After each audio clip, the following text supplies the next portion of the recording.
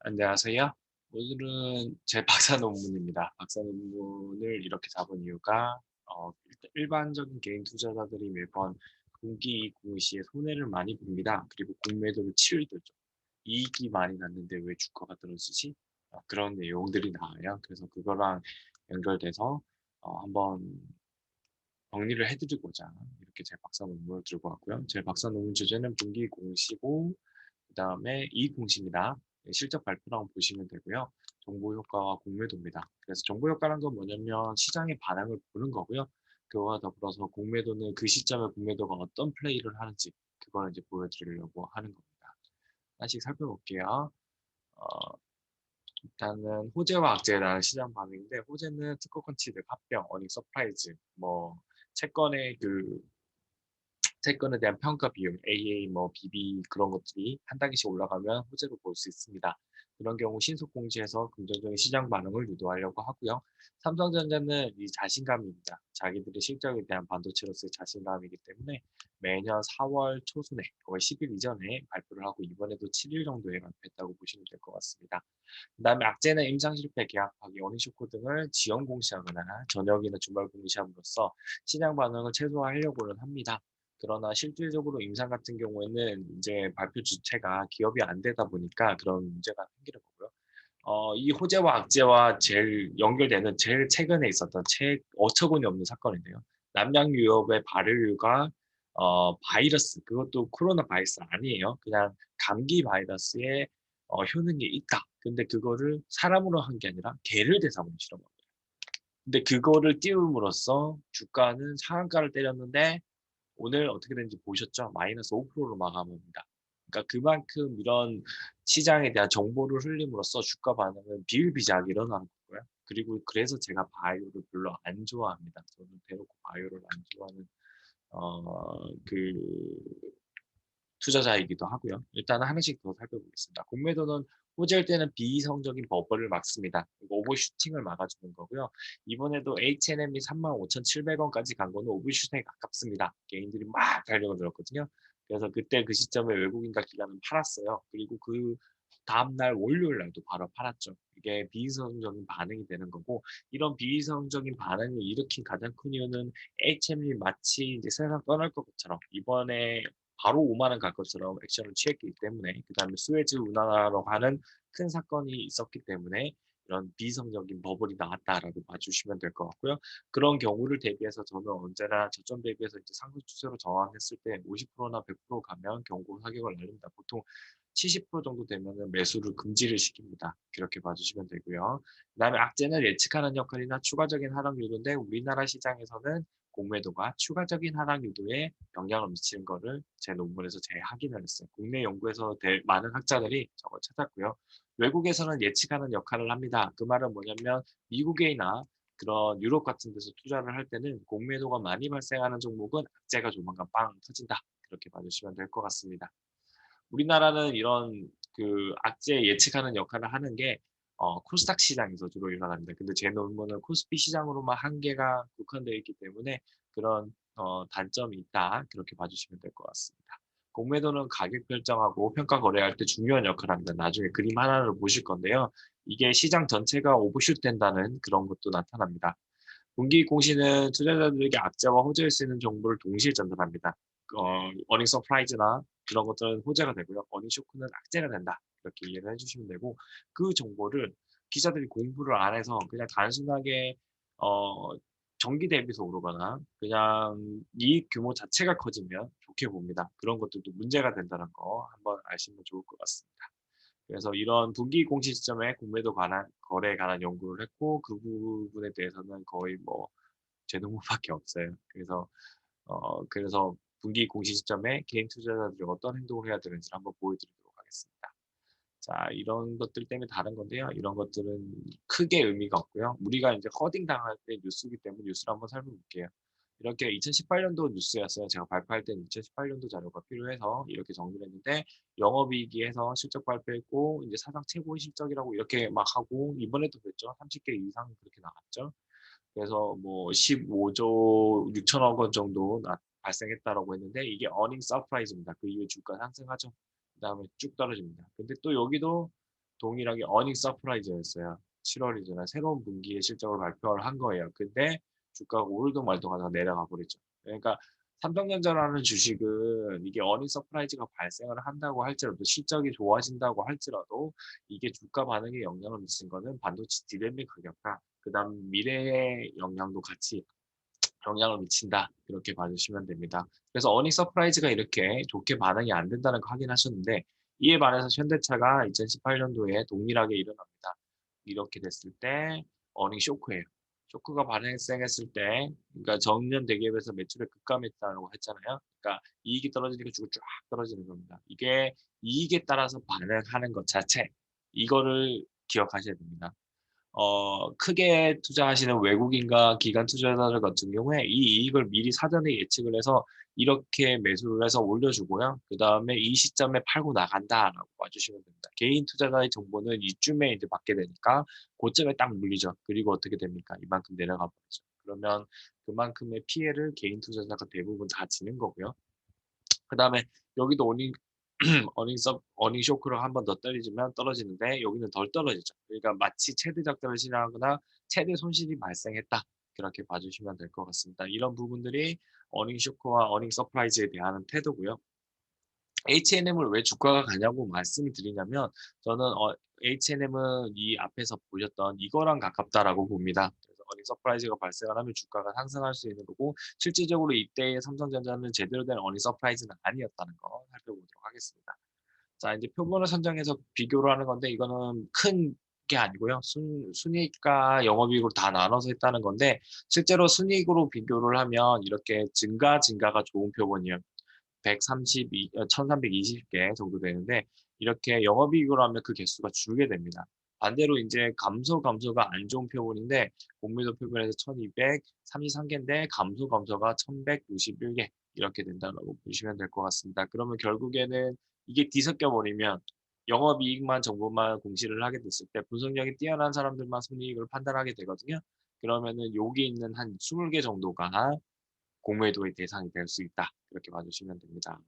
일단은 요 그림은 큰 게 아니기 때문에 그림으로 볼게요. 이게 전체 표본입니다. 공매도가 있는 표본과 없는 표본 다 들어온 거고요. 제한 표본은 공매도가 잘 안 들어오는 표본들이 어떻게 반응하느냐라고 봐주시면 됩니다. 그러니까 공매도가 안 들어오는 표본들이 뭔지는 뒤에 어닝 서프라이즈, 어닝 쇼크에서 보여드릴 건데요.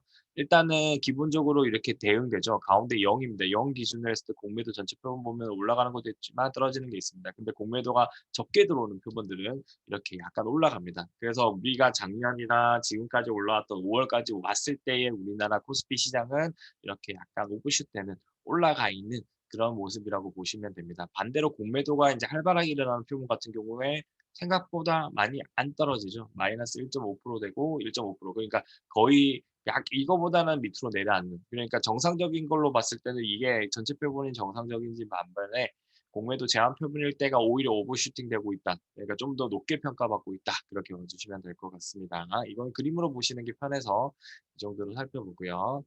그다음에 이제 이게 집단별 차이 분석을 했을 때 이제 가장 좋은 어닝 서프라이즈라는 게 이익과 전년 동기 대비 그다음에 전기 대비 쿼터리 이제 이익이 상승한 거를 이제 비교를 했을 때 이렇게 주가가 상승한다는 거 반대로 둘 다 떨어졌을 때는 뒤에 빠진다는 거.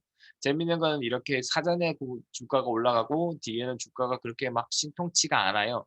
이런 것들 자체가 재밌는 표현이죠. 그러니까 결국에는 요 이전에 외국인과 기관을 매집을 하고 그다음에 팔 수도 있다는 거예요. 아무리 좋은 표본이라도. 근데 이거는 이제 그 좀 더 심층적으로 분석을 하지 않은 자료이기 때문에 이것만으로도 결과는 되지만 그래도 확정적으로 말씀을 드릴 수는 없을 것 같습니다. 그리고 공매도입니다. 공매도는 어떻게 하냐면 재밌게도 공시 이전에 공매도 양이 그렇게 크지는 않아요. 특히 여기 보세요. 이익이 좋아지는 부분 앞에는 아예 공매도가 안 들어옵니다. 그래서 H&M은 공매도 걱정하지 마세요라고 말씀드리는 겁니다. 이게 공매도가 들어오려면 수에즈 사건 같은 게 터져야만 공매도가 들어올 수 있다는 겁니다. 반대로 이익이나 그 전년 동기 대비하거나 그다음에 전기 대비 공매도가 많이 발생하는 것들 공매도가 이렇게 늘어나는 거고요. 재밌는 건 이렇게 헷갈리게 전기 대비했을 때는 분명히 이익은 상승했어요. 그렇지만 전년 동기 대비했을 때 빠지는 종목이 공매도가 많이 일어나요. 이거는 그러니까 기사를 쓰는 분들이 이거 두 개를 동시에 비교 안 해주고 그냥 전기 대비했을 때 좋았다라고 하는 기사가 많이 나옵니다. 근데 전년 동기 대비해서 떨어졌다는 거는 이 1년 동안의 농사를 열심히 지었는데 작년보다 실적이 떨어지고 있는 기업이 되는 거죠. 그러면 공매도 들어오기 좋다.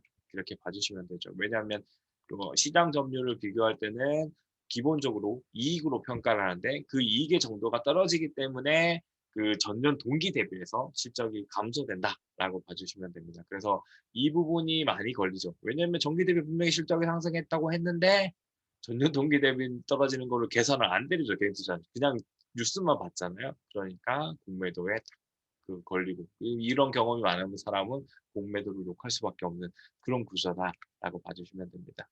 자, 그다음입니다. 영업이익일 때 공매도 자체를 보는 건데 아예 깨끗해요.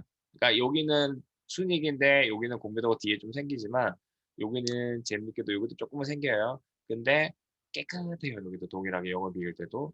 근데 이 상태를 보시면은 공매도가 준척했지만 뒤에 공매도가 생기는 거고요. 그다음에 영업이익일 때 둘 다 적자 했을 때는 강력하게 매도를 칩니다. 순이익은 왜 이렇게 표현하냐면 순이익의 정확한 계산을 못 해요. 사람들이. 그러니까 특히 개인 투자자는. 그러니까 순이익은 이렇게 사건이 나면은 공매도가 여기서 발생하죠. 순이익이 떨어졌는데 너네 영업이익 올라갔고 뭐 어디다 써먹을래? 그렇게 되는 거고요. 여기 뒤에 거는 영업이익은 플러스인데 이거보다 그냥 완전한 악재인 거예요. 영업이익 자체도 떨어지면 순이익은 더 안 좋아지는 거거든요. 그래서 딱 차별적으로. 그러니까 이 두 가지 샘플은 위에 있는 건 단기 순이익과 그다음에 여기 영업이익일 때 완전 분리해서 판단을 할 수 있어야 돼요. 그래서 저는 개인적으로 투자를 할 때 영업이익이 개선되는 종목을 정말 좋아합니다. 그래서 적자 실현하고 영업이익이 되고 영업이익을 최대로 찍었을 때 그때 3분의 1을 팔기를 추천해 드리는 거죠. 그래서 그리고 영업이익에 대해서 이야기 나올 때 이거는 영업이익 깔끔하게 나오지만 여기 있는 순이익 같은 경우에는 계산하기가 정말 힘든 거예요. 그래서 그다음부터는 그러니까 H&M 기준으로 5만 원 이상 이을 때부터는 이런 과정이 겪일 거예요. 요거랑 요거 과정이 겪을 거라고 생각하거든요. 그래야만 그거를 버텨야만 추가적으로 수익을 더 크게 가져갈 수 있다라고 봐주시면 됩니다. 그림으로만 말씀드렸고요. 자, 그다음에 이 공매도의 주 세력은 누구냐? 기관하고 외국인입니다. FN을 포리너의 약자를 쓴 거고요. 이거는 인스티튜트에서 그냥 기관을 쓴 거고요. 그래서 여기 어닝 서프라이즈가 나도 그 어닝 서프라이즈가 났을 때 이익을 끌어올리는 사람은 외국인과 기관이고요. 어닝 쇼크가 났을 때도 이익을 떨구는 사람도 외국인과 기관이다라고 봐주시면 됩니다. 그러니까 시장은 개인의 힘이 없어요, 사실상. 그래서 저는 개인이 샀다라는 표현을 별로 안 좋아하고요. 개인이 사짐을 당했다. 그러니까 개인이 그냥 강제로 매수당했다라고 봐주시면 되고 그런 부분이 들어갑니다. 여기는 뭐냐면 올라가는 동안에 개인이 판다는 그 자체를 보여주시는 겁니다. 개인이 사고 있는 거예요. 그 팔리고 있는 거예요. 그러니까 우리는 그러니까 실제로 제가 한 번씩 그냥 만나 뵙고 말씀드릴 때는 그 얘기를 하는 거예요. 공매도도 있고 이 분기 공시 시점에 개인이 다 판다고 외국인과 기관이 다 사기 때문에 그래서 우리는 외국인과 기관이 사는 그 정점에 팔고 나가기 때문에 우리는 외국인과 기관으로부터 수익을 얻어낸다. 이렇게 말씀을 드릴 수 있습니다. 개인이 아니에요. 개인은 팔잖아요. 그다음에 이게 손실이 났을 때는 개인이 영향을 안 미치지만 이 손실이 났을 때 외국인과 기관이 팔아서 강제로 개인이 매수를 하고 있는 그런 포지션이다라고 보시면 됩니다. 그래서 간혹가다 제가 하락할 때 매수 금지를 걸 거예요. 그럴 수밖에 없는 게 이 하락장에 대한 조정이 제대로 들어왔을 때 그때 매수를 해도 안 늦기 때문에 좋은 기업은 계속 지니고 가야 되거든요. 그렇게 봐주시면 좋을 것 같습니다. 여기는 이제 영업이익으로 본 거고요. 자, 이것까지도 그냥 넘어갈게요. 공매도에 관한 이야기인데 공매도의 주체가 누구냐를 보는 건데 다 여기 보면은 포린이라고 돼 있는데 단기 순이익은 별로 크진 않아요. 근데 영업이익이 있을 때 외국인이 이렇게 영향을 크게 미치고 있다라고 봐주시면 됩니다. 이 패턴이 뭐냐면 외국인이 먼저 자기가 가지고 있는 물량을 팝니다. 그리고 그 이후에 공매도를 처분한다. 이렇게 봐주시면 됩니다. 자, 그다음에 이제 어닝 서프라이즈와 어닝 쇼크를 분석하기 위해서 비교를 한 거고요. 여기서도 플러스 표본이랑 플러스 표본을 비교했을 때 영업이익 표본이 더 많아요. 여기는 이제 40 몇 개 더 많은 거죠. 그다음에 마이너스인 표본을 이제 비교를 했을 때 여기거든요. 1391이고 여기 1400개 정도 되죠. 그래서 개수 차이는 그렇게 크진 않다라고 봐주시면 됩니다. 자, 여기가 어닝 서프라이즈입니다. 제가 분석할 때는 전년 동기 대비해서도 상승하고 전기 대비해서도 상승하고 표준화기 비기대기인데 이거는 모르셔도 돼요. 그냥 이제 통계적으로 분석을 해서 좀 더 좋은 기업들을 계산을 한 겁니다. 근데 그것까지도 1 이상이 되는 기업을 찾았더니 여기가 수익률이 가장 큰 거죠. 마이너스 1일과 0일 날 평균 수익률이 0.5%, 0.7% 상승합니다. 이거는 코스피 지수가 분기 공시 발표하는 모든 기업이 다 들어간 거예요. 그러니까 이 정도 수익률이면 엄청나게 크다. 거의 확률적으로 상당히 높다라고 봐주시면 되고요. 이거와 대비했을 때 어닝 쇼크에 해당되는 거는 이렇게 전년 동기에 비해서도 주가 떨어지고 그 순이익이 떨어지고 영업이익이 떨어지고 전분기 대비해서도 떨어지면 이렇게 마이너스가 크게 발생한다라고 보시면 됩니다. 그래서 요 논문에서는 이게 어닝 서프라이즈고 이게 어닝 쇼크입니다. 이거는 수익률 자체를 비교를 한 거고요. 그래서 요게 크다는 거. 그래서 제가 이익을 좋아하는 거예요. 이 거짓말 안 하니까요. 이거는 실질적으로 어떤 거냐면 분기 공시 시점에 요게 난 정도가 작은 녀석들과 큰 녀석 다 합치한 거예요. 그럼 진짜 더 큰 거는 이거의 수치가 더 높아질 수 있다. 그렇게 이해를 해주시면 되고 시장 상황을 다 넣어놓은 거예요. 2008년도부터 2016년까지 넣어놓은 자료이기 때문에 그 12년도에 그리스 위기 사태까지 다 들어가 있어요. 그러니까 사실상 그래서 제가 이익을 좋아하는 겁니다. 이익이 높은 기업들은 이익으로 평가를 받는다. 그렇게 봐주시면 됩니다. 당연한 얘기지만 개인 투자자들은 이거를 생각 안 해요. 그래서 이벤트, 재료에만 치중하는데 이익으로만 우리가 평가해야 돼요. 앞에는 보세요. 이거는 올라가는 정도가 작죠. 이거는 많고요. 근데 뒤에 보시면은 영업이익일 때 더 크게 나타납니다. 왜 그러냐면 실제적으로 허딩을 당합니다. 기관 외국인뿐만 아니라 개인 투자자들까지 그런 거고요. 어닝 쇼크일 때도 영업이익일 때가 더 크게 나옵니다. 이거는 시장에서 악재로 확실하게 인정한다라고 봐주시면 될 것 같습니다. 자, 이제 공매도예요. 공매도가 없죠. 근데 공시하고 난 다음에 4일차부터 공매도가 조금 생기는 거고요. 여기는 공시가 끝나고 난 다음에 한 3일 차에 그거 생겨요. 근데 순이익일 때만 이렇게 조심을 하는 겁니다. 순이익 자료로 정제를 해놓으면 공매도가 함부로 날뛰지가 않아요. 네, 그렇게 됩니다. 근데 재밌는 거는 영업이익일 때 이렇게 터집니다. 영업이익일 때는 그러니까 순이익일 때는 이 자료를 분석했을 때 공매도 투자자는 순이익에 기반해서 공매도를 치는 거예요. 그래서 그 말은 뭐냐면 영업이익일 때 이렇게 오버슛 반응이 일어나면 근데 순이익이 얘는 별로 안 좋아. 그러면 공매도를 미리 사전에 치는 겁니다. H&M이 왜 괜찮다고 얘기를 하냐면요. 그러니까 이렇게 순이익이 좋은 기업은 공매도를 안 쳐요. H&M은 지금 전년 동기 대비해서도 순이익 좋고 이번 분기에서도 순이익 좋고 그다음에 표준화 비기대결 있는 통계적 지표를 썼을 때도 그냥 좋아요. 이거를 상상을 초월합니다. 그래서 이 상상을 초월하는 정도가 저는 예전에 영상을 한번 보셨으면은 아실 건데요. 기본적으로 H&M 기준에서는 올해는 한 1조 나고 내년에 1.5조 났으면 좋겠다. 그리고 요거는 분기 공시 자료로 분석한 거란 말이에요. 연율 분석일 때는 또 연율에 따라서 또 가요. 그러니까 연간 투자로 가니까. 그러니까 어느 시점에 내년도 상반기에 주가가 정점을 간다. 내년도 한 4월 초순이 가장 좋은 실적 혹은 5월 초순이 가장 좋은 실적을 낼 수 있고 주가도 그때까지는 오를 거다.